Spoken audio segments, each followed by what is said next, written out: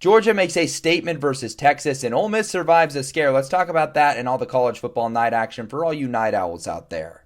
There was just no scenario where Texas was walking out of Athens with the W tonight. Georgia came out with an uber aggressive game plan in all three phases. The offensive play calling was phenomenal. I thought Mike Bobo had a masterclass out there. They were aggressive and getting after it defensively. Texas made a bunch of mistakes, and then all three phases. The special teams plays. The onside kick for Georgia was a huge swing point late in this one.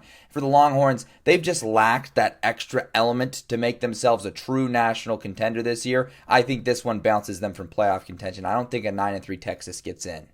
The Rebels survived a bit of a scare in Oxford as well. Florida came out motivated, playing well. Not at all what I thought we'd see after their lifeless performance versus Kentucky, and Ole Miss had to respond. And the Florida defense has been really solid all year long, so that's easier said than done. But at the end of the day, they did pull through. They made a couple excellent plays down the stretch there, and of course, a DJ Lagway interception is what ultimately seals it near the end there. The mistakes for Florida that haunted them all year end up haunting them again, but it was a spirited effort by the Gators, not one I expected, and Ole Miss is lucky to have survived it. Talk about a response from BYU after their lifeless performance versus Texas Tech. They just blow the doors off of TCU. TCU was a trendy pick in this game. It wasn't just me picking them. You watched the line move to it was like a field goal spread in BYU's favor by kickoff, but none of that mattered. BYU came out and played excellent. There's some clear dysfunction going on with the Horned Frogs. You wonder if Sonny Dykes' job might be in danger at this point in the season. Some interesting stuff happening with them, but for BYU, they're still in playoff contention and they get a dominant win.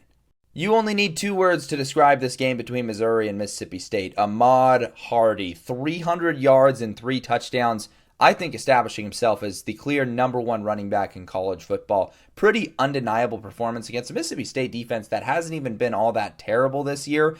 Now Mississippi State has to win the Egg Bowl to get to bowl eligibility. They're going to be motivated. They're going to be at home. It's going to be interesting, but an excellent response from Missouri. Their season looked like it was going off the rails, but getting a nice win here near the end.